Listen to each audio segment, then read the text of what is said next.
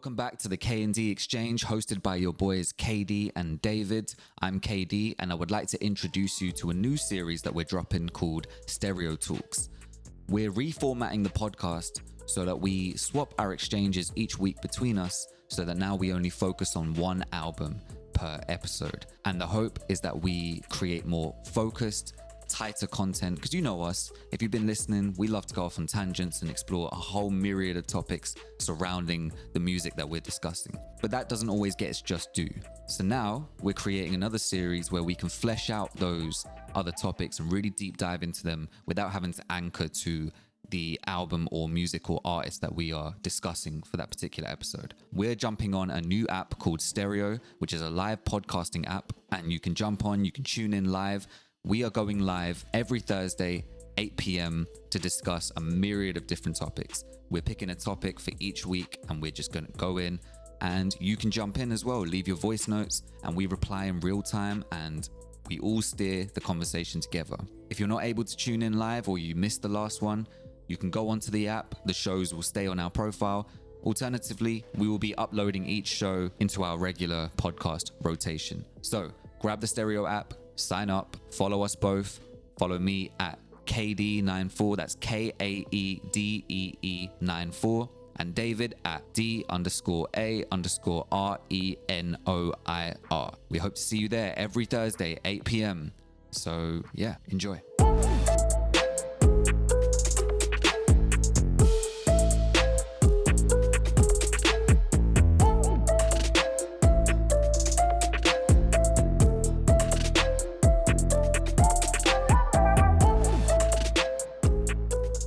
Yo, David. Yo, can you hear me? Yeah, I can hear you, bro.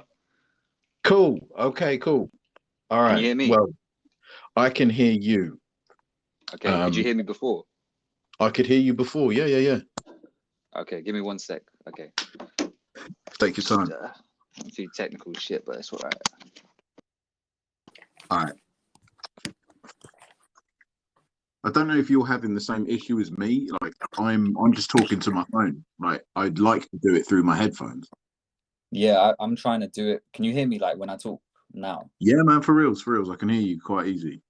Yeah, see, I'm trying to talk through this mic, but I thought it would come out. Your voice would come out in my headphones, but it's not. Yeah. Yeah, I'm not sure why it's not doing that, but yeah. All right. We'll go with it, man. We'll go with it. It's cool. Yeah, we will. All right, man. Let's see how this goes. New format, new setup. It's kind of weird, isn't it, doing it live? But yeah. Man, it is. It is. Yeah. It's weird not doing it face to face. But yeah, okay, cool. Let's see if we can see who's in here. Yeah, man. Next to the live button, you've got live listeners. We have some legends. Okay, live listeners, 5 people. Cool. All right, should we jump in? Let's do it, man. All right, cool. So for those who are in the show and listening, we are the K&D Exchange, and this is our first live show that we're doing. Kind of testing out what is this, like a relatively new app in it, Stereo. Yeah, haven't really done a live podcast before. So, but yeah, so we thought we'd do this, and kind of all our tangents, all our other outside album discussions we'll kind of put in here, and let people kind of interact and stuff like that. So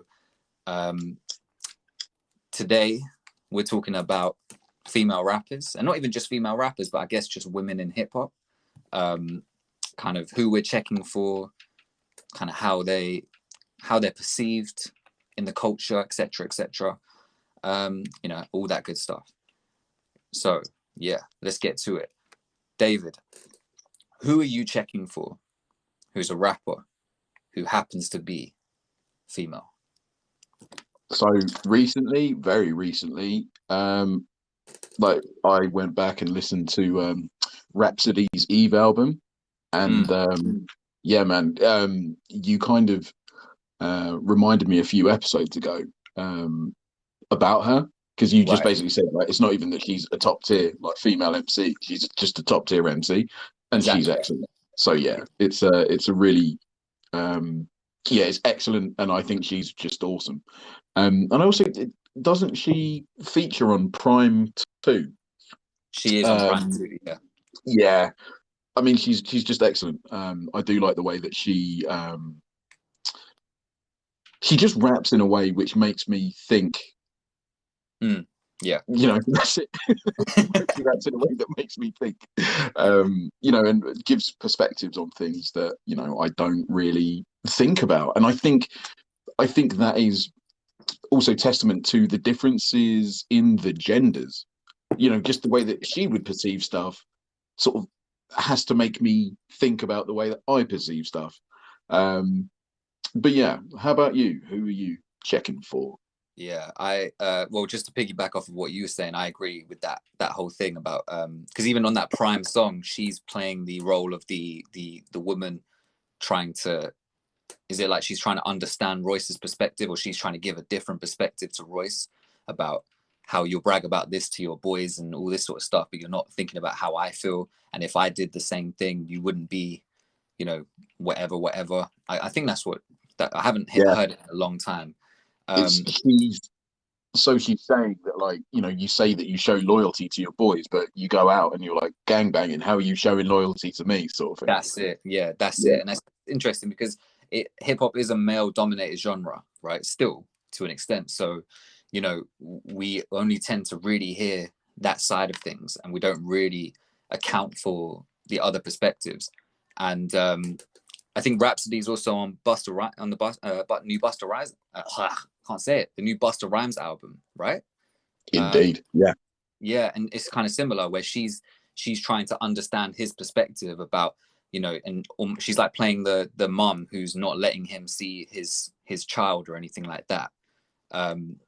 yeah, And yeah, and she's trying to like it's just the way that she puts it down on in the music, and how she writes her lyrics. It's very to the point, but there's punchlines in there, and it's very clear, but it's very well written, and she's just very unapologetically her. And I think that's what really attracted me to her music. Um, in terms of who else I'm checking for, man, there's just so many like obviously from the UK, Little Sims, she's sick. Like she's elite. yeah, she's such a good MC, man. She's a little superhero. I don't know what it is. Like, I just like her as a person, and I think that Same. she's awesome. Yeah, same, and it comes through in kind of the way she raps. She's very like, you know, um, she's very like nimble, like on the mic, with her words and her vocals and stuff. She's sick. So she's definitely someone I would tell everyone to check out. Especially her Grey Area album. Definitely check that out. Yeah, man, we can hear you. Good luck. Come on. Oops, sorry. Don't know what that was.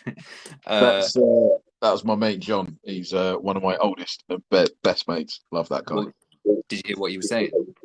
Yeah, he said good luck. Oh, okay, yeah, sorry, couldn't hear that. But yeah, thank you very much. Yeah, it's weird. We weren't able to do a test of this over the weekend to kind of see how it works, like backstage, I guess. So I guess when people send their voice notes in, we can kind of choose when to play them. Exactly. Yeah, there's one more queued up that I can play. Yeah, go ahead. All right, cool. Definitely agree with you guys on this one. Yeah, what I'm guessing for Little Sims. Yeah. Yeah, Little Sims, amazing, man. Who else? Thing is, there's loads of this is the thing, is like it I don't know when it happened, but a few years ago I remember when it did used to be just kind of Nicki Minaj and everyone else, and then this is more in the US, and then it was like Cardi B, and then there was this whole thing about, oh well, she's knocking Nicki off the throne, and it's like, well, can't they both kind of coexist together? Why does it have to be one over the other? And then it feels like in the last few years, suddenly it's like the mainstream's populated with female MCs like Doja Cat, Megan Thee Stallion, Rhapsody. Who else in the underground? Who's that one that we talk about a few times? Shay Noir as well. Yeah. Yeah, she's sick. Then there's the weird one like Young MA. where I think we touched on her in our most recent episode. Yeah, she's the anomaly, man. Yeah. For some reason, I don't bring her up when it comes to this conversation because she's for people who don't know, she raps with a very deep tone. What's the word you describe her as? Like is it like butch? No, man, androgynous. Androgynous. Okay. Does she identify as that? Like, I don't know. I genuinely don't know. I just assume by the way that she raps, like I just assumed that she was I thought she was gay, but it's just because of the I think stuff she is that gay. she said. Yeah, I think she is gay because she always has the kind of I think that was a thing about her when she came out, and she always has like "Take Your Girl" lyrics and things like that. And Exactly. I think that's what it is. Is like when you hear her, I just end up categorizing her amongst like the other kind of male MCs, I guess I listen to. Yeah, it's easily done. Yeah, but not even consciously. I just don't think of her as, when people bring up the female MC thing, I just don't think of her being that, if that makes sense. So, but she's sick. Young MA is really, really fucking sick. That song that she did, ooh, sick, man. Every day, always getting played. Yeah, man, it's really good. I think that you bring up something really, really cool. You know, we shouldn't, even with the title of this this episode, female rappers. I mean, shouldn't we just be saying rappers? What I mean by that is, it's quite easy to differentiate obviously between the sexes because it's the first thing that you sort of see and hear, right? Oh, they're a man, they're a woman.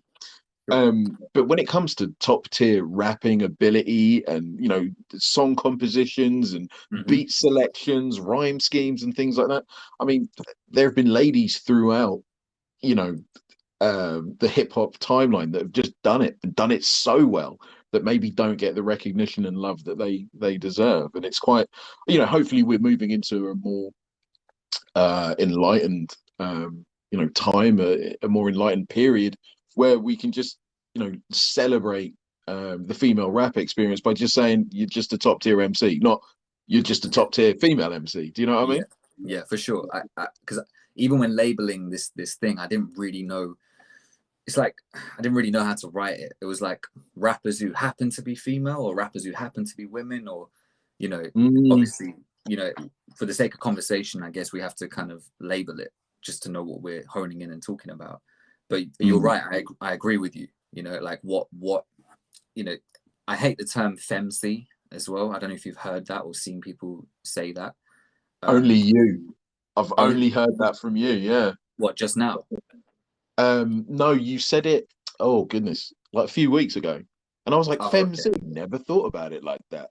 Yeah, I've heard people use that, and I always hate it because I'm just like, it kind of does that whole thing about othering them, where it's like there's MCs and then there's femcs, and it's like, nah, they're all just MCs. They're all just artists in their own right. And you're to your point. There's not much difference in terms of them putting together great music and great albums and just picking certain beats and rapping certain ways and stuff. The perspectives might be a bit different, the kind of topics might be a bit different, but as MCs, if we're just keeping it like real, like just as rappers, it's not that, there's not that huge discrepancy there. So like do you think that they're still being seen as like equal? Like, do you think I feel like we're moving towards that, but do you think do you think there's a bias still?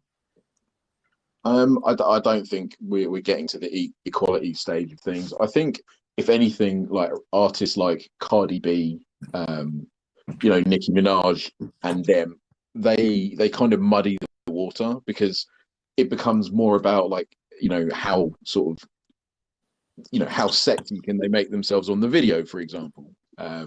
It becomes more about the show as opposed to the content.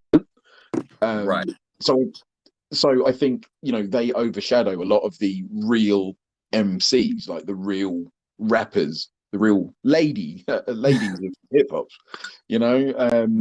So I'm not too sure if we're there yet. I think, you know, record companies want to make money, and that's the point, right? Sure. That's paramount. Whereas, you know, the artists want to make art, and so you're not going to hear the good artists, Sure, because, you know, Nicki Minaj and Cardi B are making all their, you know, music and stuff. And, you know, Megan Thee Stallion, who has ability, by the way, she's got ability by the bucketful, but I don't warm to her songs like at all. interesting. Yeah, I can recognize the ability, but I'm just like, I don't know what it is. There's something. I suppose it's because they are just money making machines that I kind of automatically just move away from that, you know. Sure. And maybe I haven't given Megan, you know, the right time of day. It's only, you know, been a surface level Right. listen anytime I've heard an album. Like, I haven't delved deep into it or anything like that. Okay. But just as a quick aside, right? Mm. So I don't know if you have this, but maybe it's just my own stupid brain. But every time I hear the name Cardi B, Yeah. my brain just says cardiovascular bronchitis. I don't know why. I'm Yeah, sorry. mine doesn't do that. It's the only way that she can be palatable to me. I cannot stand her. Just as an artist, but that's just me. Anyway. Yeah, so what do you think? Do you think that we are heading towards equality? Do you think we're there? What do you think? I don't think we're there. I think we're heading towards it. It's interesting you bring up the whole Cardi B Megan thing, because for me personally, I don't really care. Like, I like Megan Thee Stallion and I do like her music. I understand why some people might not be into it, especially some men, because it's just, you know, it's okay to be like, well, their experience doesn't really speak to me, or it's just not for me. That's fine too, you know. Like, sometimes their music is not really made for certain people. So it's, you know, I like the fact that you have that layer where you're saying, I recognize her ability, I just don't vibe with her music. I think that's fine. I think what I might contest you on is when we talk about things like their music muddying the water, if that makes sense. So, like, let me try and explain that. So I think if I got this right, you were saying that basically people like Nicki Minaj, Cardi B, and Megan, their kind of music, because it's almost built like it's manufactured to just sell units and move units and get attention, that it muddies the waters for what people assume kind of female MCs are. Is that kind of what you were saying? That's kind of where I'm going. Yeah. Yeah. See, the thing is, for me, is that I understand that, yeah, of course, anything that's kind of that's got like I think any artist, especially women, and you can dive into kind of deeper as to why this is the case, why when it comes to women with sex appeal, that they're kind of pushed to the forefront and they're kind of raised up on a higher level compared to someone like I don't know, if you just pick up any of the other MCs like Rhapsody or Little Sims, who don't kind of occupy that lane. They don't get necessarily the kind of, they're not thrown in front of everyone's face, I guess, because you know, the labels or whatever don't think, well, they can make us a lot of money. I don't necessarily think it's their, like, I mean, okay, let me ask you this then.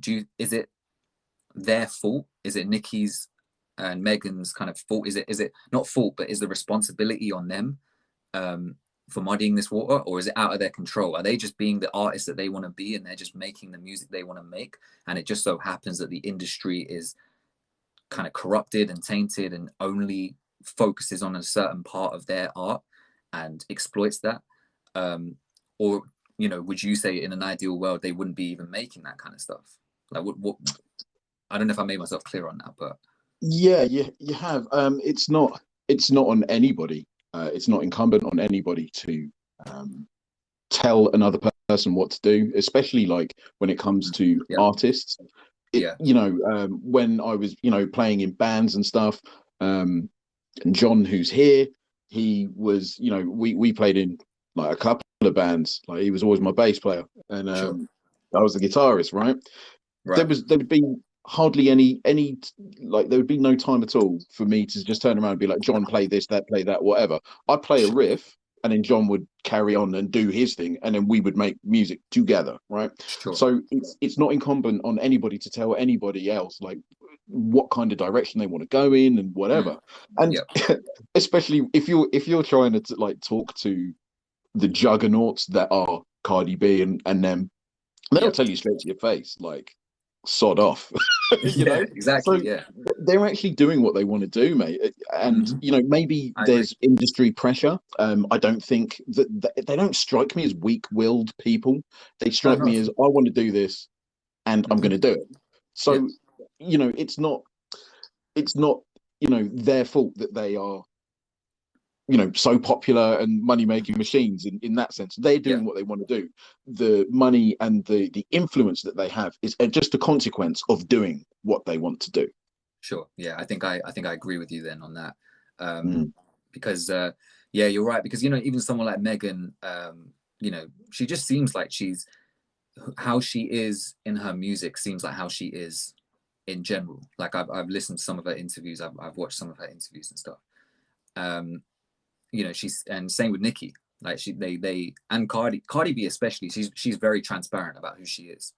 You know, I know some people who say that they like her as a person, even if they don't like her music, because they find her funny. They like how outspoken she is and stuff like that. She's just very unapologetically her. So, you know, yeah, you're right. It's not like they've just been molded into something, and they don't even care about what they're doing. They're just doing it just to make money and stuff. I think it just so happens that the industry leans that way. Whereas for men, you don't have to have that sex appeal, and you don't have to have these certain factors about you in order to succeed or blow up. You can just be a Kendrick Lamar or J. Cole and have the lyrics. You know, you can just have the kind of the consciousness or the ability to make club bangers. You know, I feel like for women, they get put in a box where it's, you know, I watched this film last night. I don't know if you've heard of it, called, what was it? It's one of those kind of generic names. It's like Love Beats Rhymes or something. Yeah, it's got Azealia Banks. So she's like the main. I haven't seen it. I've heard of it. Pardon me. Yeah, it's on Netflix, right? And I just, you know, I thought I'd check it out because they said it was directed by RZA. And I had heard about it a few years ago. I think it came out in 2016. And while there wasn't much of a focus on the fact that Azealia Banks's character her name's Coco, the character, there wasn't much of a focus on the fact that of her gender in terms of her being an MC.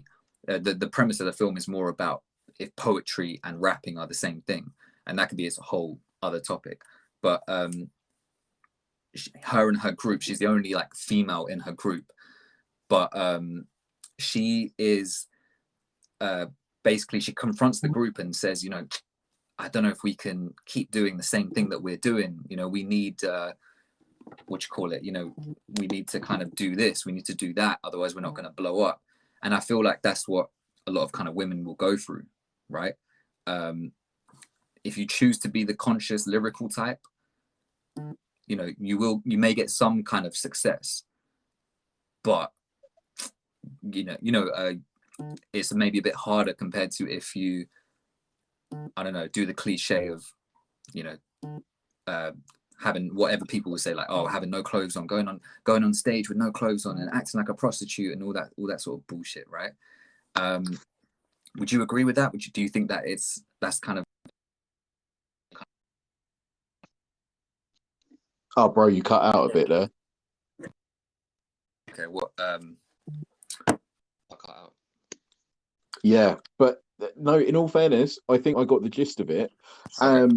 Something that I would say is that unfortunately, like we've spoken about our love for MJ, right? And that guy was a game changer with regards to not only making music a listening experience, but making it a visual and an audio experience, right? Sure. So the thing is, we live in a time and a place where you could have the best bars in the world, but if you ain't got the images to back them up, then record companies and all of that aren't going to push you as far. Sure. And the thing is as well, we're looking at, you know, artists who are really, really massive like now, but we're also not sort of paying homage to some of those that came before them. So if Nicki Minaj, Megan Thee Stallion, and Cardi B, if they are the plant, then Little Kim is the seed. Yeah, I'd agree. I think a lot of them say that.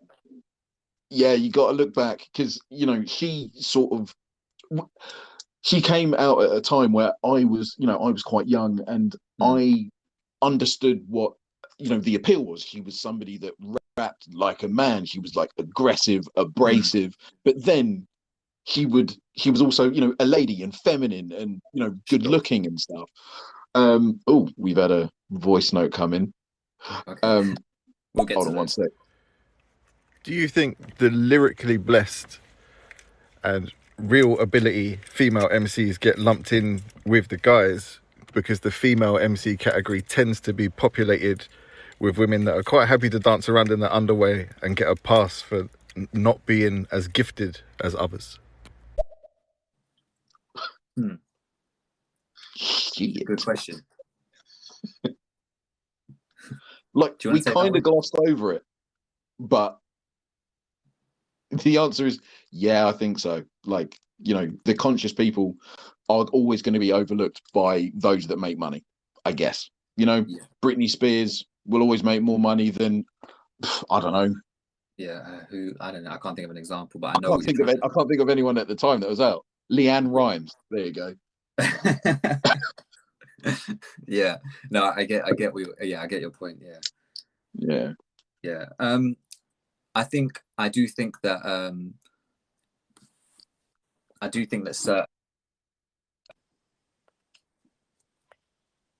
sorry, can you hear me? Yeah, boy. Oh, sorry. On my app it said stereo is temporarily unavailable. I was like, okay, but yeah, I'm not sure what that was. But yeah, what was I trying to say? Yeah, I do think sometimes there are certain MCs who are women who might get a pass for, you know, when they have the theatrics and the kind of the visual kind of element dialed up way more than they do their actual ability. I can't think of an example, but I have kind of come across some where people were raving about them, and I kind of don't see what's so special about that particular artist. It's more about the videos just popping, or the way they just look really good, or whatever. Do you get what I mean? But I think you can apply that across the board, kind of, you know, like there's a lot of just artists in general who I get put onto, and I think, what's so special about this person? It's just the theatrics behind them, or it's just the video behind them. You know what I mean? I think for women, I think for some reason we focus in on the whole, you know, if they're on if they're on stage in their underwear or whatever, just to use Chris's kind of terms that he used. I don't know, like, because that's the conversation that's happening now, right? Because of the Grammy performances that happened. Yeah, like with Megan and Cardi, like people actually, like, what's her name, Candace Owens or whoever her name is, and she's saying that they're glorifying prostitution, and it's like, bro, like, come on, man, like, are we really not? What's your view on that? Do you really care about what they're doing at the Grammys, like when they perform and stuff? Like, to be honest, I mean, I didn't even know the Grammys happened. yeah. I mean, who gives a fuck about the Grammys anyway? But you know, like, to be honest, I think it's all like rubbish, to be fair. And like, I've stopped paying attention to award ceremonies. I've stopped. Yeah, it's absolute nonsense. Like, you know, but yeah, I mean, I don't really pay attention to stuff that doesn't really stimulate me. It's kind of that's kind of my stance on that. Sure. Yeah, man. I've got a couple of other voice notes. I don't know if you're getting them as well. Yeah, I am. Do you want to? Yeah, let's just go through. Let's play them. Yeah, man. Let's play them. All right, cool. Hang on. Cool. Yeah, with Cardi B and that. Yeah, they just try and be sexy and stuff to me. Yes, that's right, John. They are trying to be sexy, but the thing is, I think Cardi B is actually quite a funny human being. Yeah, Um, she is. Yeah, I think she she's embodies who she is in person. She just embodies it in her music. Yeah, absolutely. And like the fact is, if you want to sing about like your genitalia, sorry, like that's fair enough. Like that song WAP and all that, like it's kind of tongue in cheek, and it's also Yeah, kind of like, this is what I want. Uh, this is, I'm singing about what I want to sing about, right? And it's like, yeah. okay, cool. Like, do It's just you? yeah, exactly. And to be honest, why do we act like men haven't been making this kind of music for Since the time longest time? immemorial. For some reason, it's only a problem when women do it and they express their sexuality and things like that. But it's like, and then there's all these conditions about, well, they're just trying to do it for this reason, or they're just trying to be ladylike. No, sorry, they should be more ladylike, etc. But for men, it's like, you can have a million "I'll take your girl" lyrics and "my side chick" lyrics and "I'll do this to you" lyrics and "I'll do this," blah blah blah blah blah. But as soon as a kind of you have a song like like WAP, like, come on, man, it's like it doesn't. Who cares? Do you know what I mean? Well, Do you get what I mean? Like, yeah. Like who yeah, does really care? I mean, the thing is, like the song WAP is terrible. So I ain't even gonna front. Like the only reason I heard it was because of Jack Black's Instagram video where okay. I mean, if you haven't seen it, it's no, one I of my haven't. favorite things, right? Um so yeah, I mean that's the only reason I ever heard it. And I was like, that's WAP. Okay, so I checked out the video and I was like, wow, this is bad. I mean, by all means, like sing and prance and dance about, like tell me about like your genitalia or whatever. Like, okay, fine, but do it in a better song, please. Like you're I better guess, than yeah. this. I mean, like, Um, I think, yeah, I don't know whose song it is. I don't know if it's like a joint song between them or if it's like one of, how you like, you'll be like Megan featuring Cardi or Cardi featuring Megan. I don't know yeah, which way around it I is. was I always thought it was Cardi featuring Megan, but I might be Yeah, wrong. It might be the yeah, pair of them. yeah, it could be. I swear there was like another song before this, which was like the big, because you had like Anaconda by Nicki Minaj. That I was was like just about another. to say that. Yeah, that was like another video that came out and people were like, oh my god, why is she doing this, why is she being like this? Like, come on, bro, like this keeps happening every time. Like, Yeah, why is it it's such true. an event where when Tiger, have you ever seen a Tiger video? Bro, Do you know what? I don't think I have. it's just full on, it's just pool parties and house parties and just like naked girls and shit just everywhere, and they're just all having a Sure. good time. But it's okay when it's Tiger, right? He's allowed to Yeah. like be Yeah. into Yeah. that, right? But when it's like Nicki Minaj and she's just making a sexual song and she's kind of like, when she's flaunting her body, like men go like topless in their like 50 Cent, right, would go topless like in his music videos and stuff, like for Candy Shop or whatever.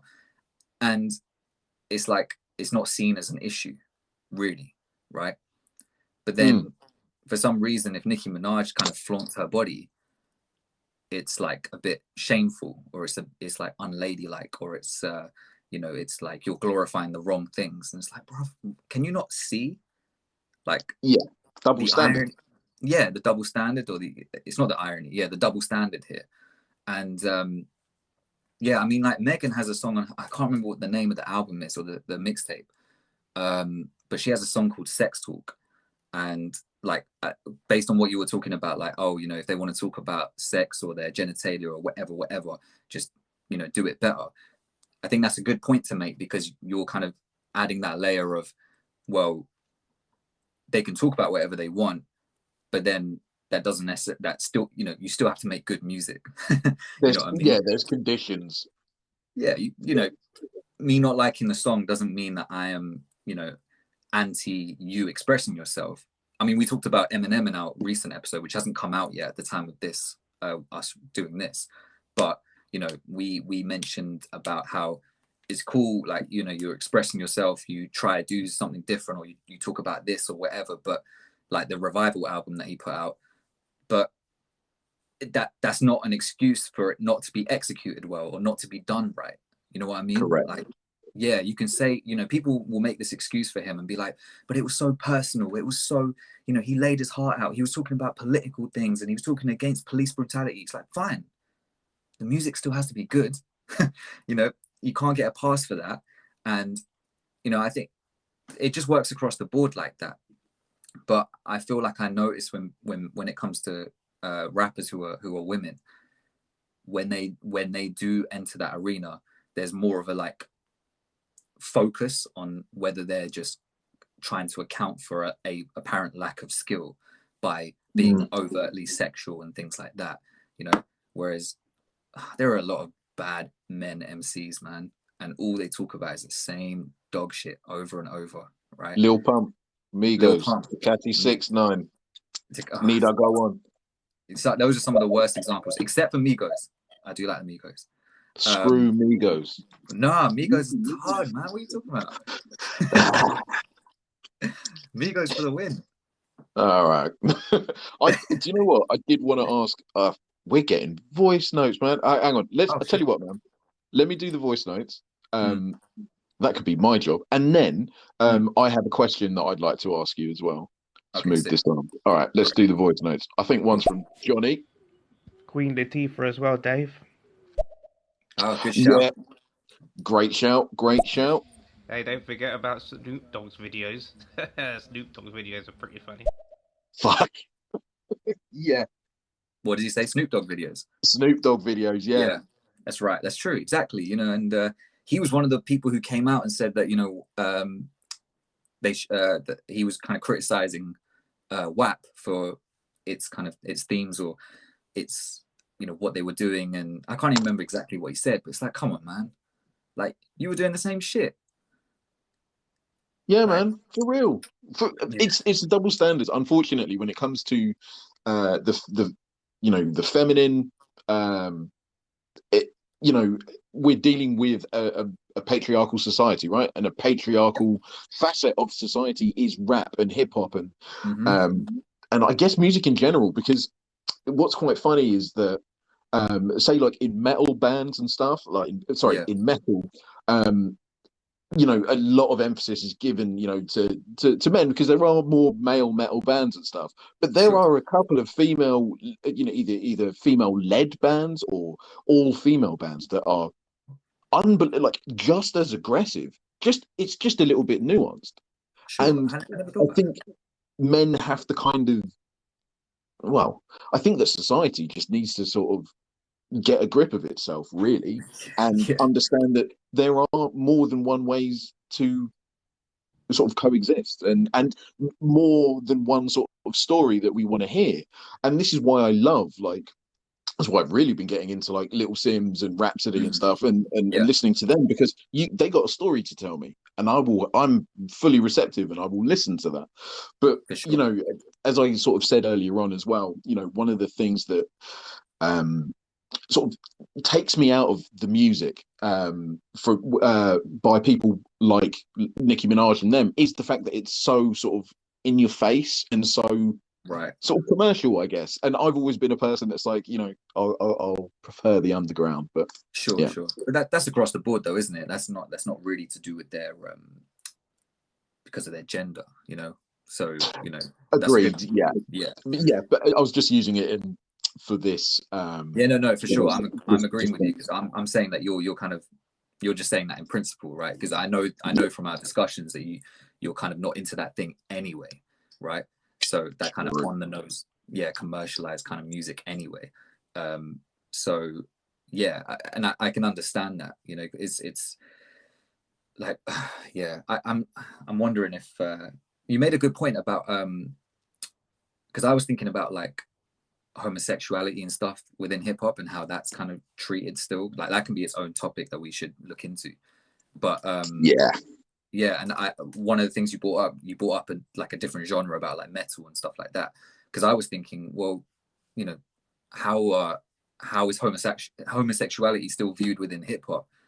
But then even like a second question to that, or second layer to that, is how does the rest of the music scene, how do other music scenes relate to these kind of different groups of people and things like that, you know, Mm. in comparison, you know. So yeah, that's a good point you brought up about, you know, that's interesting, bringing up other kind of music scenes, like, well, how do they relate to kind of female artists? Because I mean, would you say an R&B that is kind of dominated by female artists a lot of the time, or it's not even dominated, like more even split? Or I mean, I'd say that's pretty even, but that's just me. What do I know? I'm just a dude that you know, podcasts every now and again. You know, I would say that there's quite a good balance, right? That's a really good question. As many male sort of R&B singers you can name female, I guess. yeah, that's what it feels like. Yeah. Yeah, I feel like I can name more off the top of my head, at least even just a few, like a few years ago and whatever else, when it was like the kind of monolith of Nicki Minaj or Cardi B is like one at the throne in hip hop.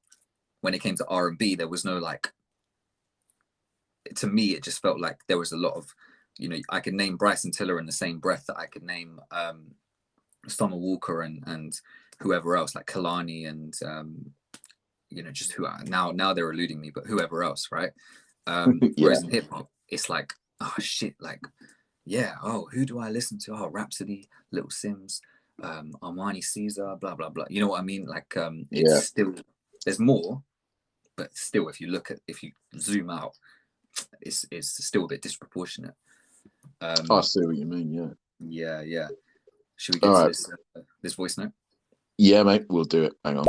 So, just a question for you both. If you had to pick your best female rapper, who would it be, and why would you regard them as your best female rapper? Oh my goodness. Right. So that leads into the question that I was going to ask you, KD, okay. but we got to answer the question. So thank you so much for sending that in. You have to answer that question because that's my partner. So hello, I gathered it was you, but I didn't want to make like assumptions. Hello, you are most welcome. KD, please go first. Oh, okay. I wanted some time to think. If I had to pick my best female rapper or my favorite female rapper, I think off the top of my head, without much time to think about it, I would give it to. There's two people on my mind, and it's either Little Sims or Rhapsody. I think I would give it to Rhapsody, just because I've had a bit more time with her. Like, I've been listening to her since about 2012, and she really hit me like out the gate.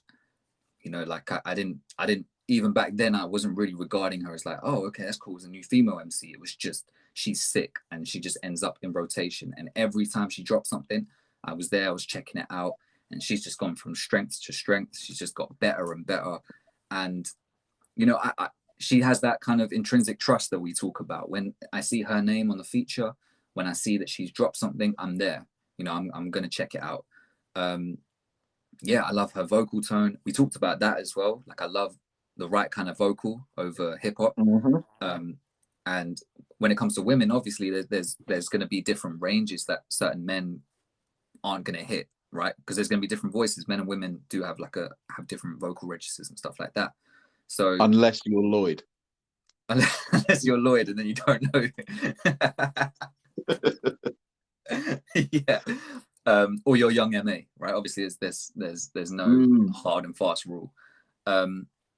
But, you know, Rhapsody doesn't have, like, I wouldn't say she's not too high pitched compared to someone like who was I just thinking of? Little Sims has got a bit of a higher kind of register because of the way she approaches, like, her MCing, right? Rhapsody, I think she's actually a bit more soft spoken in real life than she is when she raps. But I think her voice is very commanding. I think her words, like the way she raps, is like she's talking, but it happens to rhyme. And I'm a big lover of that. And I love what she talks about as well. So, and she's got punchlines for days, and her wordplay is so good, and her attitude when she can dial it in at the right time, like on that first song on the Eve album that you mentioned, like she goes in on that shit. Like it's just, and she's got, she crafts great albums as well. It's not just that she's a good rapper, she crafts great albums. Yeah, man, like Layla's Wisdom, Eve, that album. And then she dropped this, my favorite project of hers is this project called Crown, which she dropped just before Layla's Wisdom. And that shit is just hard beats and rapping from beginning to end, but it's still relatable. She's got all the wordplay in there. She's just so in her bag. Like I'm gonna play it afterwards because man, I like, Rhapsody definitely my favorite. Just the way I'm talking about her now, like, I think if I had to pick a favorite female rapper, it would have to be Rhapsody at this point in time. Yeah, she's fucking sick, man. So yeah, I hope that answers the question.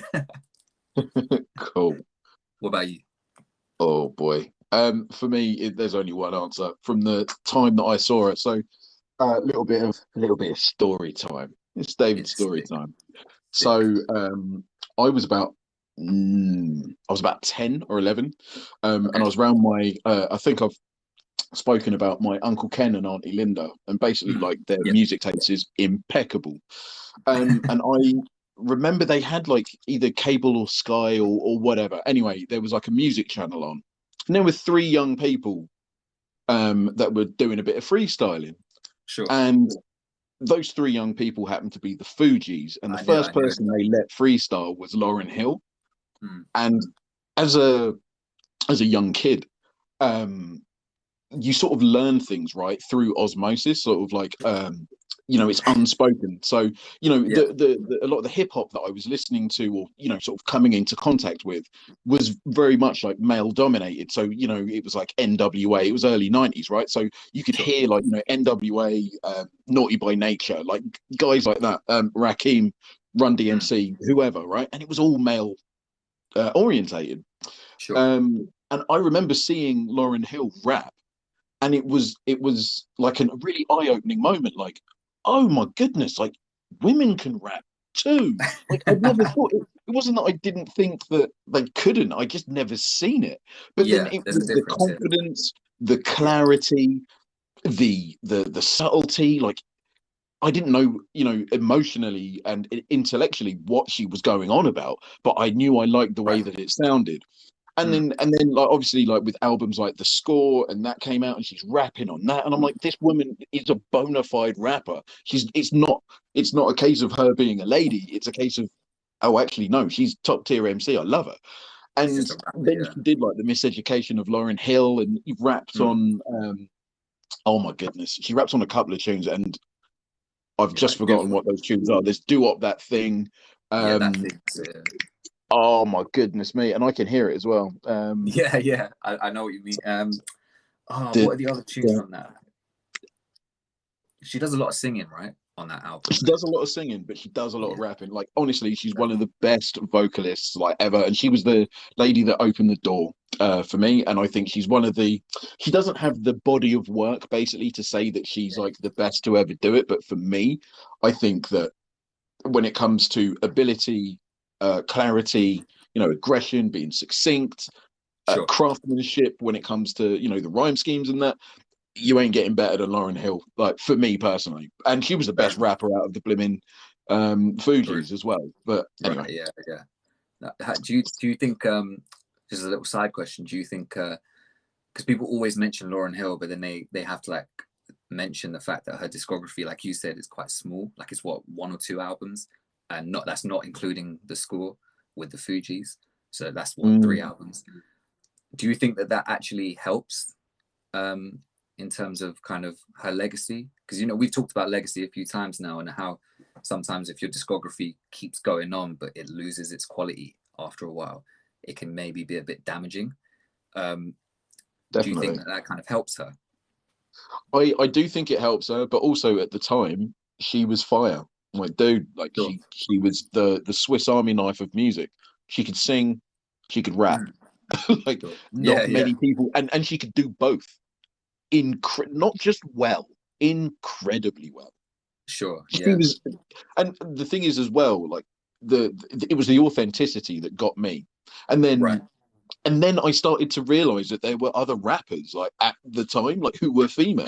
And I was like, Right. Yeah. oh my goodness, like, I started listening to like Yo-Yo and MC Oh yeah. Light. Like they were like, MC Light. Yeah. She's sick. yeah. And then Yeah. I remember that, I remember thinking that, like, oh my goodness, my eyes have been opened. And then people, so when I first came into contact with the Fugees, I think it was like 94, 95, right? So I'd have been about 10 or 11. Sure. But then there was Little Kim, Foxy Brown, Remy Ma, Rah Digger, like, Yeah. loads and loads of these, female MCs that were coming out. And I was like, oh my goodness, like I feel like the dam has suddenly just burst and there's all of these, really good MCs out there. So yeah. Sure. Yeah. For sure. Yeah, man. Oh look, we're getting some more voice notes. Right, I'm gonna play one more, That's bro. good. Well, we got 3 more to play. Got 3. As for my favourite female rapper, I know it's not my question. I would actually maybe put Lauryn Hill, if that counts. Yeah, John. Yeah, I think Lauryn Hill does count. Obviously she does. I mean, she can rap. It's not like she kind of dipped in and out of rapping, but she was a singer. She, you could classify her as an MC. She was she sick, man. Yeah. Like, I feel so protected. Like, I'm sitting here, and my like heart is going.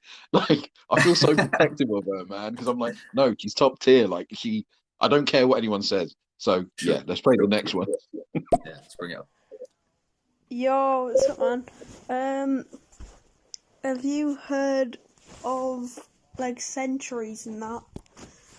Because I want to hear you sing it. Like, catch you in a bit, bruv.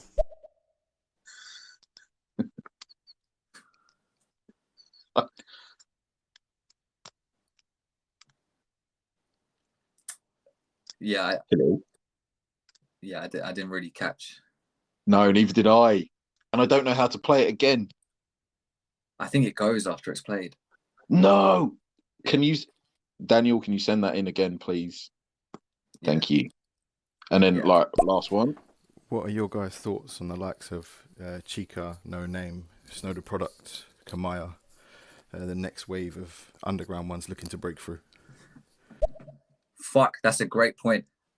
No Name. I always forget to mention her, and I don't know if it's just because she hasn't dropped anything new recently. Have you heard No Name?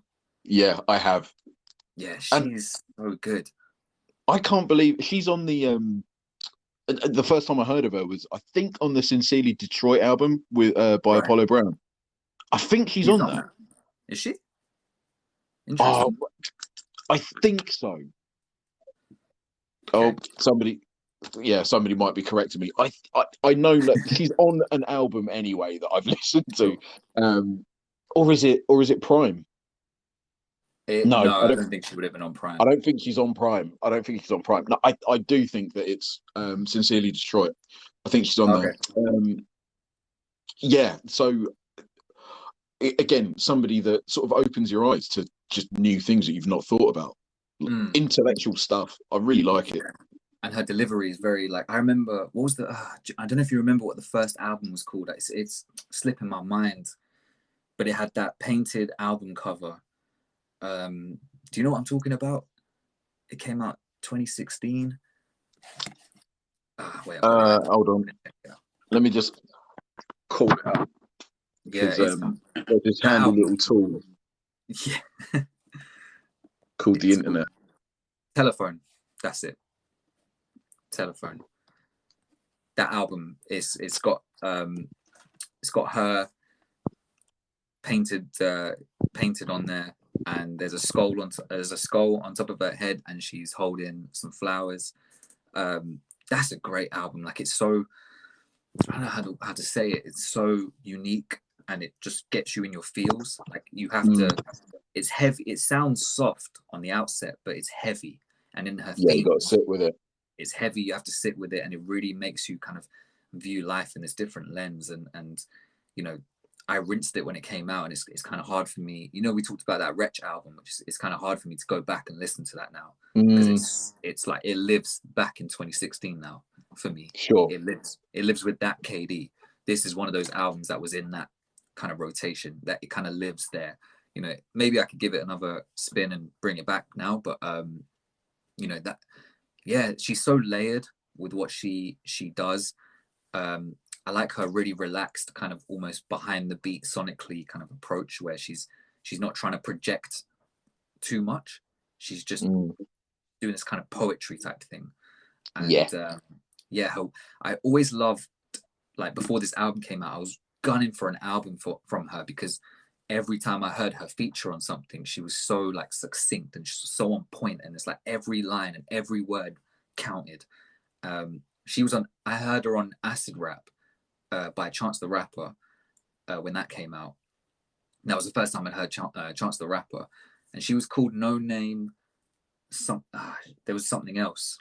No Name C or something. No Name Gypsy, I think, something like that. Okay. Yeah, No Name Gypsy or something like that. And I remember hearing her verse and thinking, wow, like, I love the tone of her voice. I love how relaxed she is. But every line just hits. Every word. There's no wasted word just for the rhymes or anything like that. It's all so succinct. And yeah, No Name goes under the radar a lot of the time. But she's really good. She did drop something last year.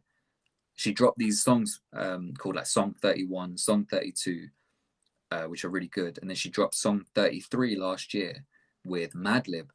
And I think it was a response to J. Cole, because J. Cole put out this song called Snow on the Bluff or something like that. I think it was something like that. I don't know if you heard it. Nah. So basically he made this song. I'm not sure why he did it really, but he made this song in the midst of all the Black Lives Matter protests and things like that. And basically talking about, oh, you know, I saw this woman on Twitter and seeing her ranting and kind of posting about this and that, and you know, I'm interested in what she's saying, and turns out she's a great musician as well, and I'm just thinking maybe if she changed her tone, she could reach more people. And I think he was talking about No Name, right? And yeah, and she replied, thing is, he raps really well on it, but it's like what he was saying was a bit kind of, it's like, why in the midst of all of this, why did you come out? I think I saw an interview where he was asked about that. Oh, really? I haven't seen it, because I'd love to know exactly why he did that. Because I think he basically turned around and said, no, I wasn't shooting shots. It was just a lady that I saw on there or something like that. And I was like, yeah, all right, cool. Like I didn't pay much attention to it, but now like the synapses in my brain are flashing. So sure, yeah, like it's one of those things where he was kind of tone checking her, and it's like in the midst of all the things that were happening, and you know, you have this platform, and you're this like conscious rapper who's with the people and for the people, and you're always out protesting, and you know, even before this was happening, you were always there, always with the people. But then why did you decide to put your energy into, you know, the first tune that you put out after a period of time was this one, focused about her and the way that she was expressing her views on Twitter? It was just such a random kind of thing to do. And she bodied him. Like, she just went in on this Song 33, her same normal relaxed kind of tone, and she just bodied him. Like, it was kind of like a kind of slap away, like, come on, man, you really thought that was it? Like, you really thought this was a good idea? Amidst of all the things you could have been talking about, raising awareness about and doing, this is what you decided to. And she didn't even she didn't even need to be angry about it. You know, she didn't even break a sweat, I bet. No, she didn't. If you listen to them back to back and you hear what she did, she bodied J. Cole. Like, and it's weird to say that she bodied him, because it's not like a battle rap, but that just makes it all the more kind of like, and he ended up like retweeting the song, like, and kind of pinning it to his profile. Get back in your box, Jay. Yeah, come on, man. Like, if you're going to come out of the box and talk about this stuff, why would you do that? Best come prepared. Yeah, he didn't know who he was messing with, or as the wrestlers call it, like, it was a work. Maybe it was a promotion. Do you know what I mean? Maybe they agreed secretly, and he elevated her platform. Maybe you never know. You never know. Of course, you can never know. You can never know with 100% certainty. But I think No Name really is like super independent. Like I really don't. She really doesn't strike me as someone who. I think she's even like come out and said that she doesn't even want to make any more music for this particular reason. I can't remember why. Because of something, and the way that kind of black people and their art is kind of being used for like white audiences and things like that. Like she's very, very on it like that, and she doesn't strike me as someone who would kind of pull a stunt like that. But again, you can never know with 100% certainty. Some of the other rappers, Chris mentioned, Snow the Product, she's really, really good. Kamaya, she's good as well. I'm not as familiar with her. Like I've listened to one album of hers. I'm trying to remember who. I wish you could play back the voice notes because I'm trying to remember who else. He said Chica as well. The reason I know that is because he mentioned Chica to me today, and I listened to her EP. Oh my goodness! Let me just call the thing up. Where are you?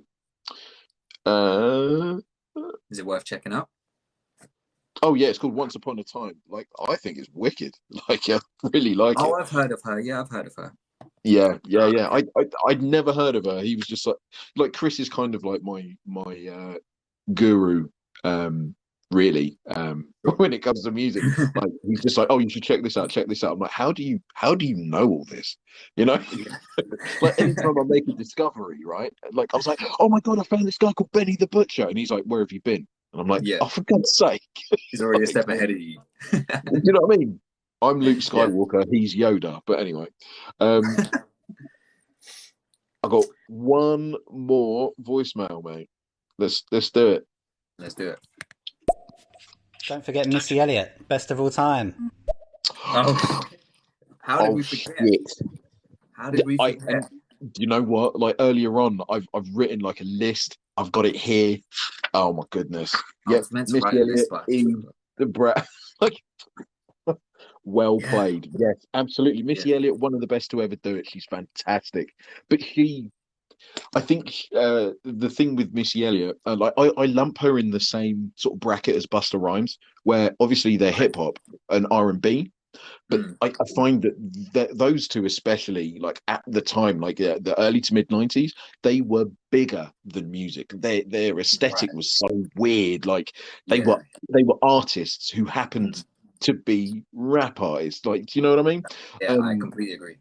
And I think that Missy Elliott sort of transcended that. She just made unbelievable beats, and she made like brilliant songs that still to this day are undefeated. Like she's thank you so much for saying Missy Elliott. I cannot believe that. Yeah, I feel sick. She always slips my mind as well. I'm not gonna lie, like because I think for that reason she was so kind of weird and innovative as well. Like her songs, like the sound of them and things like that, and the way she kind of approached the beats, like the way she rapped as well. Almost kind of did blur the line between the whole melodic thing and rapping, like singing and rapping at the same time. Whereas that's kind of normal now, but I guess back then, it's so weird. It's like even back then, I never thought, oh, it's a woman rapping. It was just, oh, she's sick. It was just a case of, that's Missy Elliott. Like it was just the stamp of approval. Like she didn't. Right. It sort of transcended genre, right? Like transcended gender. Pardon me. Yeah. No, I get you. Just in the way that she was, man. She amazing. Yeah, Missy. I don't know why I always forget her. There's probably so many others that we're forgetting as well. I was just thinking now. I don't know why. For some reason, I was just thinking about Run the Jewels, and I was thinking, have we had any? I know back in like the 80s there was Salt and Pepper, so there was like a female rap group or women, a rap group that consisted of women. Yeah. Are there any of those like anymore recently? Like even just like a duo where they're both just women, or a whole group which is just women? KP and Envy? I don't know. KP and Envy. They did Shorty Swing My Way, like yeah. One was a singer, one was a rapper, I think. I mean, the closest duo that I can think would be Floetry, I guess. Ah, yeah. Um, but not were like they both exclusively rappers? hip hop. Yeah, Yeah. that's what I think I'm getting at. Like, you know how if you had like Run the Jewels, where it's like they're both like rappers and they're going back and forth on their shit and doing all that sort of stuff. You know, I just thought that now, like, to realize I don't really see many kind of groups which just consist of rappers who are women, or duos where it's just two women and they're just kind of doing their thing. Do you know what I mean? Yeah, man. I'm trying to think. I can't even think of any kind of collab kind of tapes or like collab albums recently where it's like two MCs who happen to be women as well. Like, just not coming to mind. Nah, same. WAP. Yeah. Well, I can imagine them doing an album together. Totally. That would be massive. That would be. Do you know what? Like, I was listening to Savage remix, the Beyonce remix by Megan Thee Stallion. Like, piano music for the win, boy, because that is. I could see them two doing an album together. Like, that would be really cool, I think. That would be really good. Yeah, that's a good pairing. Yeah, with Beyonce's sort of like with the production team behind her, and obviously like she's got a really good voice, and like Megan can rap. Like, it would, I reckon it'd be a really good sort of oh, what was the thing she did with Jay-Z? I was going to say Run the Jewels. It's not Run the Jewels, is it? It's what Beyonce did with Jay-Z. Yeah, they did an album. No, Everything Is Love. Nah, sorry. Or was it the tour? What was the tour? Bonnie and Clyde. That was it. So, like, I could imagine like Megan Thee Stallion and Beyonce doing something along those lines, basically. You know. Yeah, that'd be kind of cool actually, because Beyonce, like on that album that I was just mentioning, the Jay-Z Beyonce one, and she kind of does some kind of rapping stuff. Like, it's she can do it. She was like, have you heard the song Ape Shit? Yeah. Yeah, like she's basically, that's like a Migos reference track. Like, they clearly made the song first and wrote it for her, and she's rapping like them. And you can actually hear the original track is like out. You can find it online. And she, you know, she sounds kind of good, like doing that. So I can imagine her slipping into some of that with Megan, if they did a joint kind of album. You're making me want this Megan Beyonce album, which is so weird because I'm not even probably part of their demographic. Yeah, but I wouldn't call myself a Beyonce fan, or anything like that. Although I did some Destiny's Child when they were DC4 back in the day. But yeah, no, I just like the song Savage. Like, give me 12 songs like that, like simple beat, piano, nice bass lines. Show me what you can do. Like, I think they could make something really, really cool. And yeah. All right, bro. Well, we got one more voice note. Oh, hold on. City Girls are a two-piece. Not fantastic, but fill the void. Oh yeah, City Girls, of course. They are just kind of all right. You know what I mean? They're not anything. Yeah, they're just all right. You know. The thing is, Chris, like, we should ask him, like, what are next week's lottery numbers? Like, he just knows things, man. What about MIA? She's definitely got to be up there as one of the best, for sure. MIA? I never really factor her in. No, neither do I. I think I always forget about her because she is MIA, I guess, missing in action. Yeah. Bad joke, but like, no, genuinely. Yeah. MIA, I'm not that familiar with like all her music or anything like that. Obviously, I know what's that song, the paper planes. Is that what it is? Something like that. He never grabbed me, to be honest. Yeah, I didn't like grow up listening to her or anything like that, but I understand her impact, and she's on this new tune with Travis Scott and Young Thug called Franchise. She sounds really good on that and over that beat. Yeah, I wonder if she would come up, because I've always just thought she was a singer, like just in the back of my mind. So maybe that's why she doesn't come up.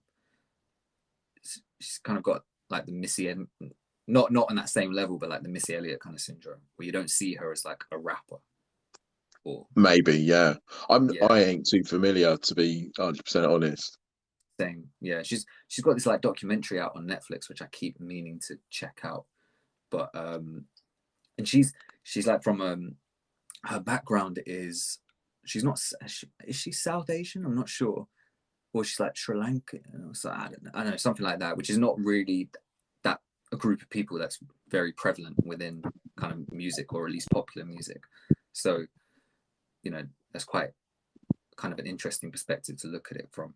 But yeah, I just for some reason just never check her out. I never go back and listen to her music. I only know that one song and then the new song that she's on, and that's it really. And I only know about Paper Planes because they sampled it in that T.I. song, the Swagger Like Us one. Do you know that tune? Sorry.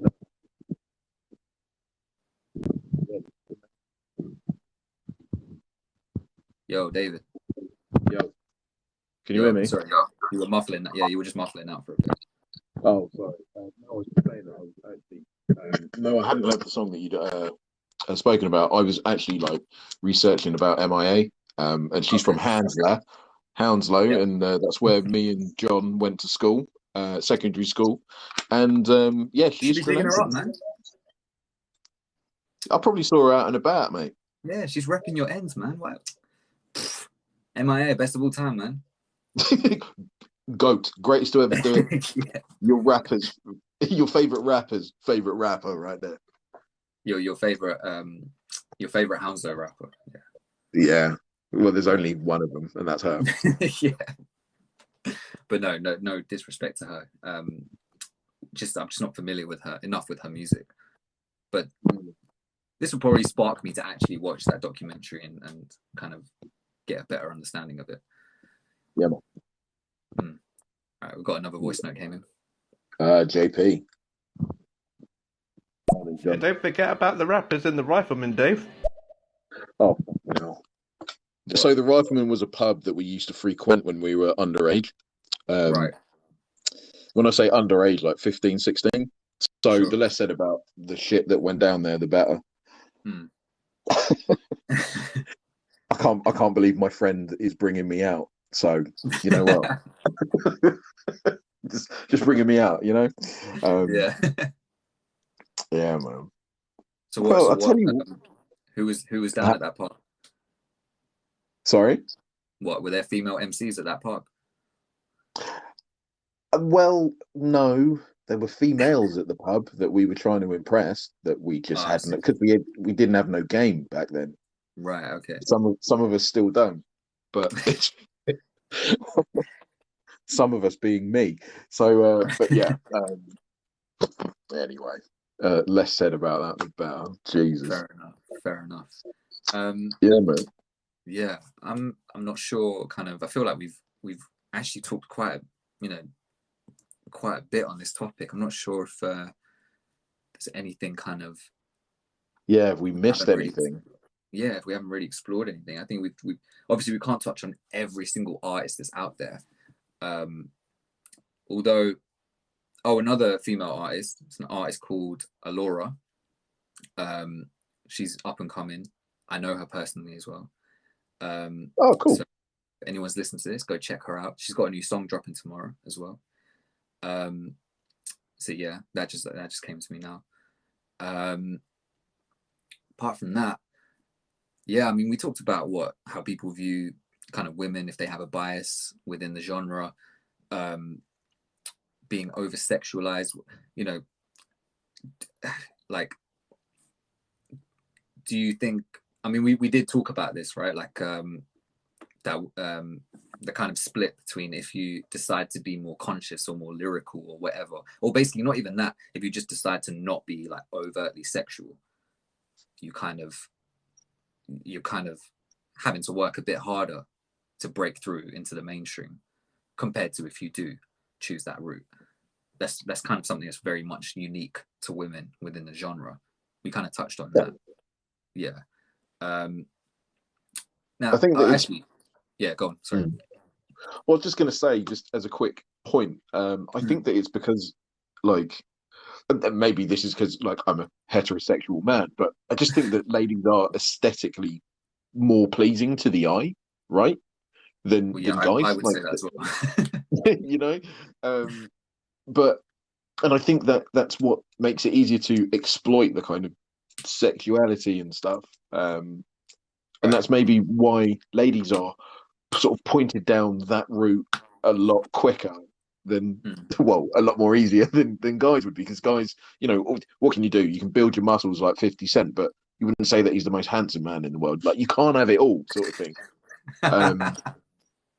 I mean, I wouldn't know, but like, I mean, we could go deeper into that and be like, well, is there a reason that we see that we can even exploit women in that respect to begin with, because their bodies are over sexualized, whereas ours just aren't?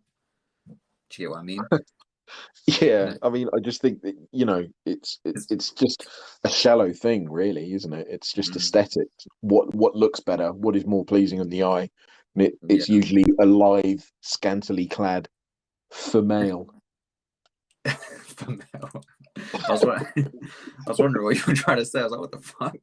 But yeah, yeah. But yeah, I mean, thing is, there's so much depth we can go into on even on that, because that's just making me think about, like, you know, even peeling it back a little bit. Do we even is there a reason that that's considered appealing to begin with? Could there be an alternate universe out there where it's the other way around, and that from the beginning we sexualized men's bodies, and therefore it became that was something that we then exploited, and no one really cared about kind of women walking around topless, because who cared? Or not, you know, no one looked at their bodies that way. You know, it could have been a different way, because a lot, like you kind of bringing onto your point when you said, well, maybe this is just coming from me as a heterosexual man. You're kind of saying that from a perspective, right, of your unique perspective, from your kind of unique psychology.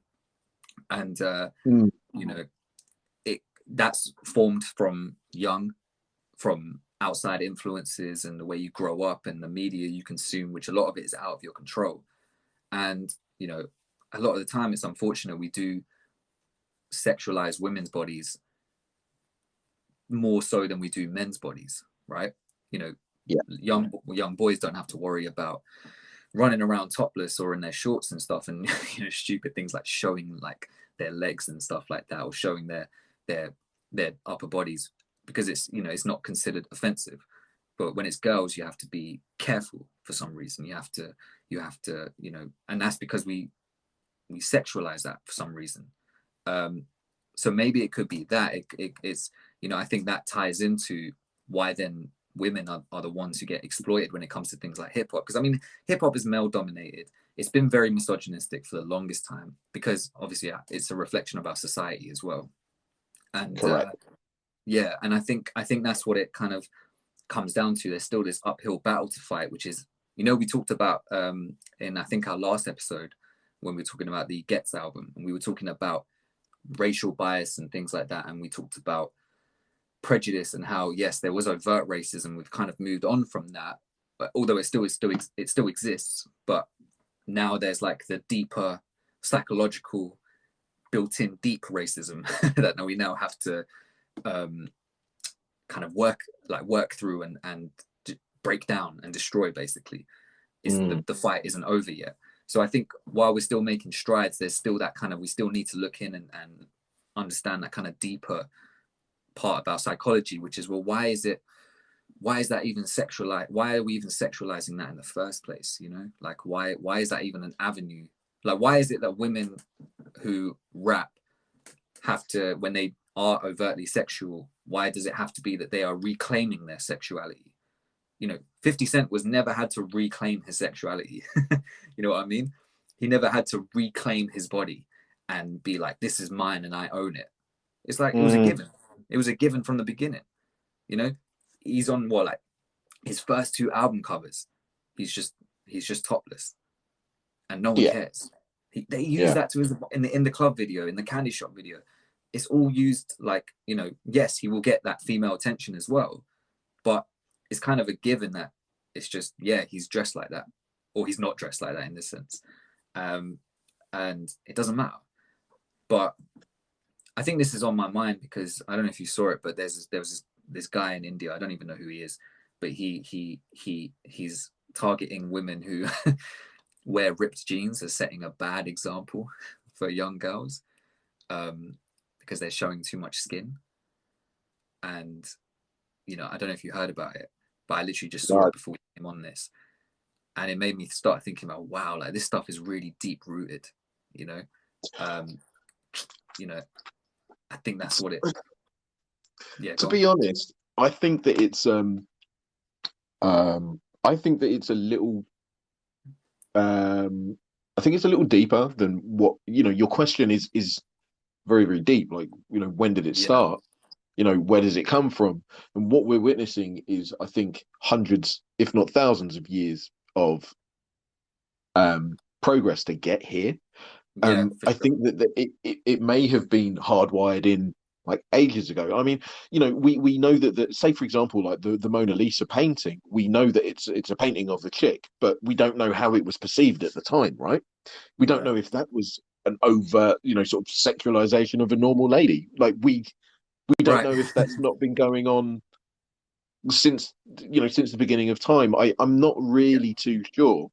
Like even where to begin to answer that question. Like, why is it more aesthetically pleasing? I mean, is it like nature? Is it nurture? Is it evolution? Like, what is the actual thing here? And you can tell that you were blooming studying philosophy, mate. I came on here to talk about female MCs, not the origin of flipping bias. Bro, I mean, I'm not expecting us to break that down in this kind of short amount of time or this episode, but like I think it's important. The K&D book. Yeah, the K&D philosophy exchange. To be fair, when I was doing philosophy, like one of my favorite modules or courses that I did was just called feminism, right? And I remember taking that course and like it fully really, really opened my eyes like to a lot of stuff, and a lot of it deep rooted in kind of psychology and things like that, which a lot of people just on a day-to-day take for granted. And I think that's what then feeds into why there's so much discourse and so much disagreement between people about like, well, they shouldn't be on stage being like this, and being, having hardly any clothes on. To me, when I hear someone say that, I'm just thinking, why do you give a fuck? Whereas for them, it's a completely different experience. To them, it's like the most important thing in the world, and then I don't know. I always love that argument. No, they shouldn't be doing that. They shouldn't be on stage with no clothes on. You ever stood on stage under them lights? That's the best thing you can do. Mate, what are you talking about? The amount of when I've been on stage, I mean, like I'm fucking like, let's not account for even the lights, but then also sweating and getting hot because of you're right, nerves and anxiety and all that, and stage fright, all that sort of stuff, right? If anything, like it's kind of weird for like men to go out as kind of with very, very few clothes on, right? And in a sense, you would think, if anything, technically that would make me more comfortable, because then I wouldn't be fucking heating up and sweating out in this like one stage. There's so many different perspectives at which to look at it from, and I just think that some of these perspectives that people are coming with are just a bit kind of, they're not taking into account why they feel this way. It's more, I don't think a lot of people do. I think a lot of people just assume that the way they were brought up and the way that things have been is the way things should be, and don't realize that before you were even born, things were actually a totally different way and actually got worse, and you happen to be within that period of time where things got worse, and that became your kind of reality. So you just thought that was normal. When we talk about me doing philosophy, I remember hearing about how this relates to the gender thing.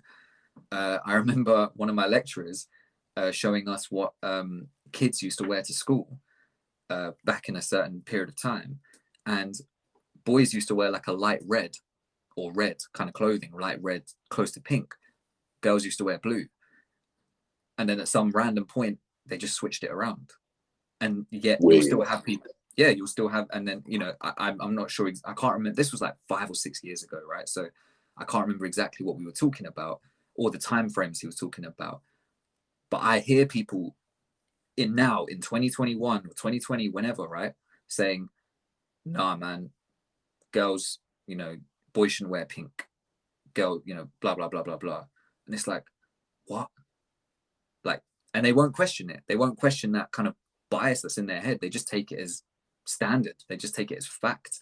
And I think it comes into play when we talk about female rappers, because it's like, you know, you just expect you have this expectation and bias that you don't even know is there. So when you listen to them or you see them, you're already going in with these kind of preconceptions in your mind, and you're judging them off that. Whereas when you go in, listen to a male MC, you're just thinking, okay, can he rap? Whereas when it comes to a female MC, you're thinking, not me and you, I hope, but like we're, you know, a lot of people are going in thinking, you know, all these different kind of conditions, you know.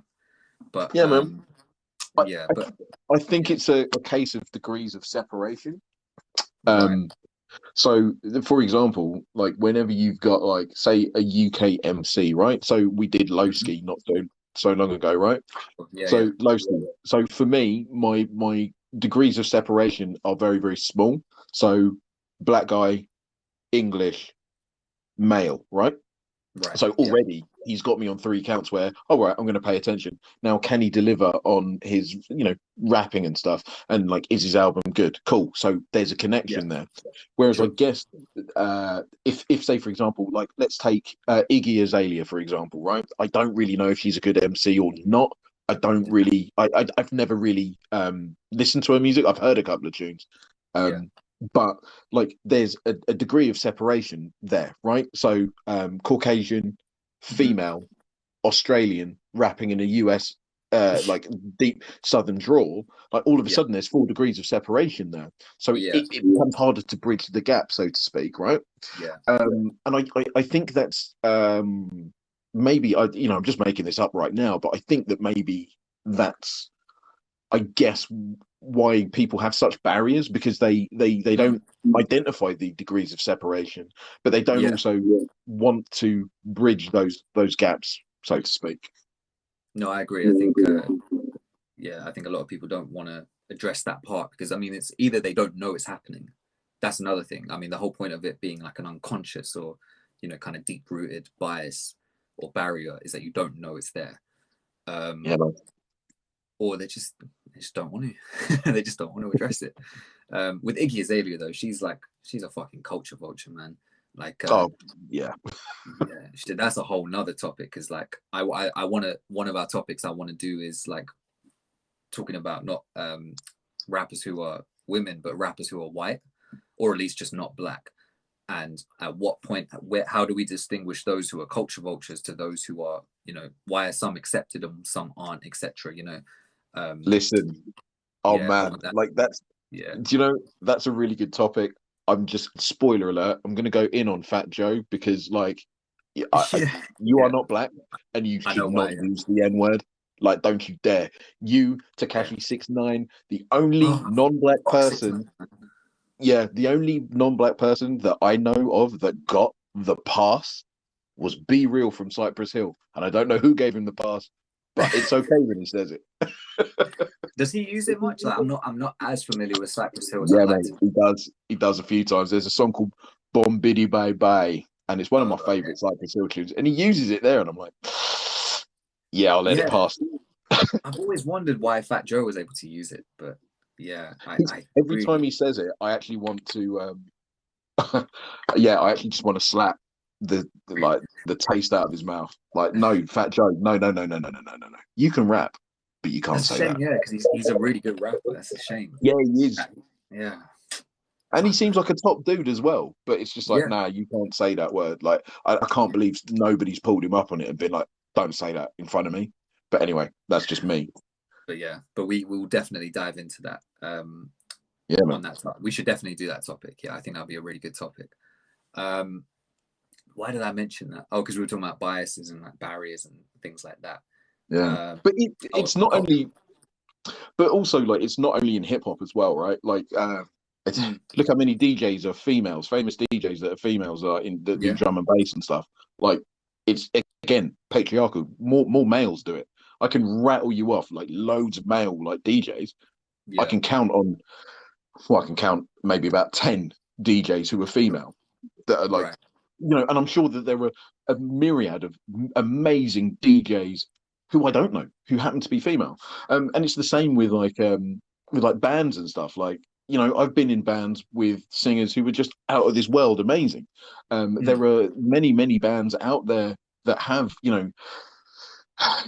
female bass players or whatever, or female led bands that may not get to where they need to get to because they just don't fit. Like, I do think that there is a pervading sort of patriarchy throughout most genres, and it's because it's reflecting the society that we sort of came from and we're sort of evolving from, and who knows what society tomorrow will be.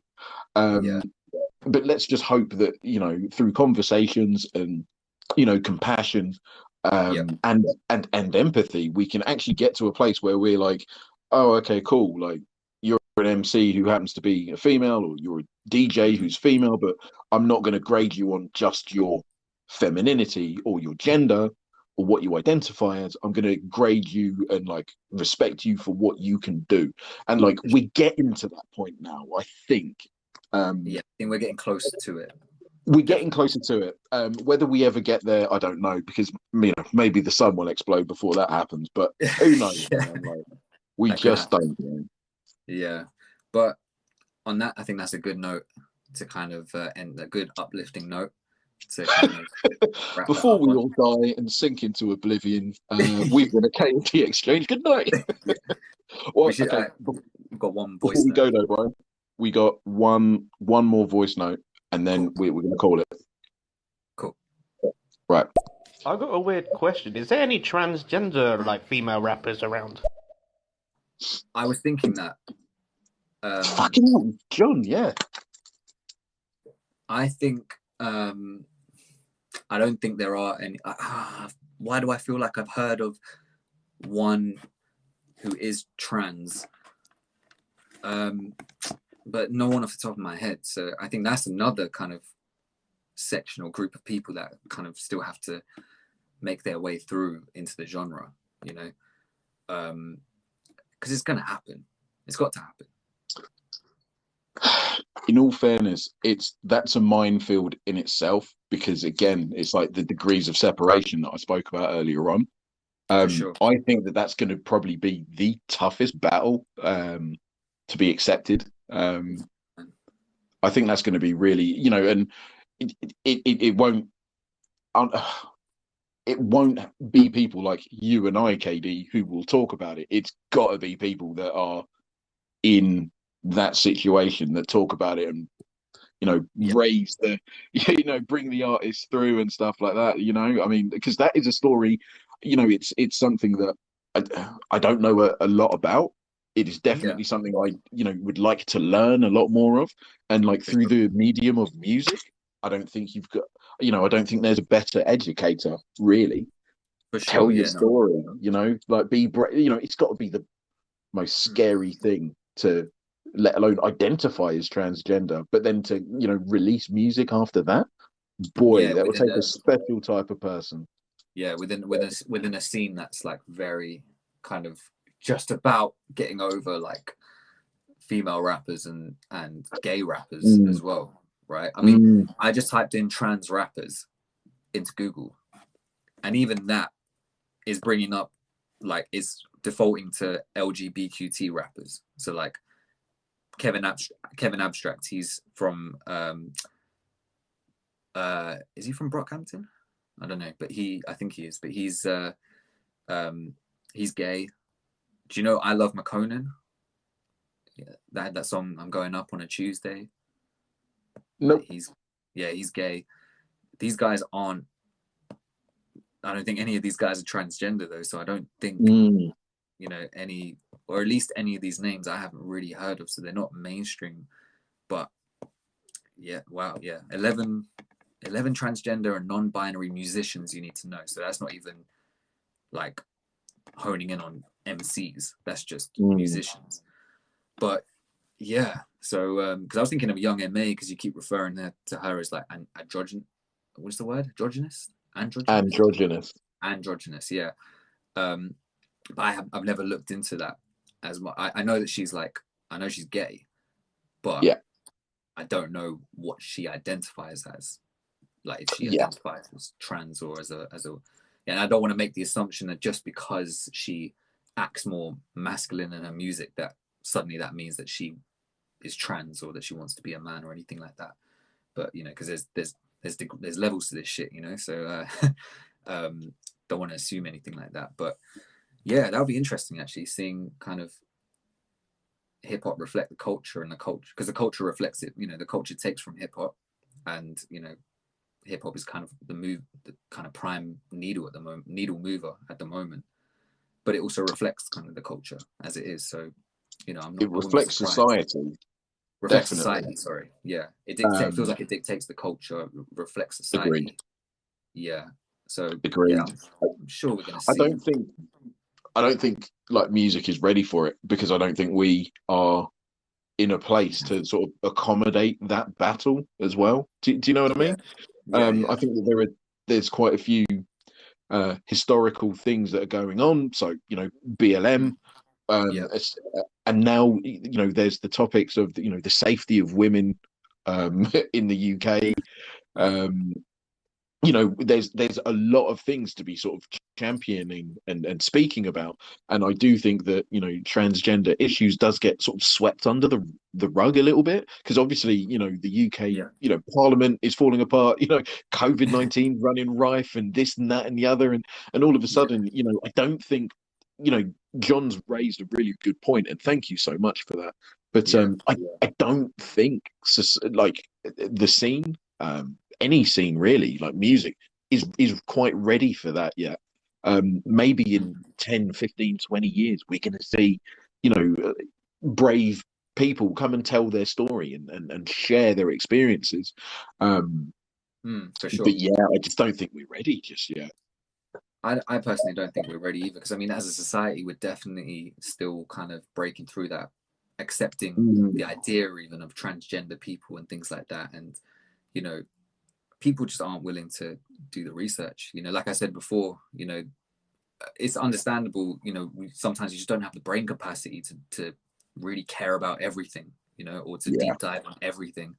So, you know, when you kind of grow up, you know, with certain influences around you and a certain reality around you, and you just kind of assume, well, that's what it is and that's what things should be.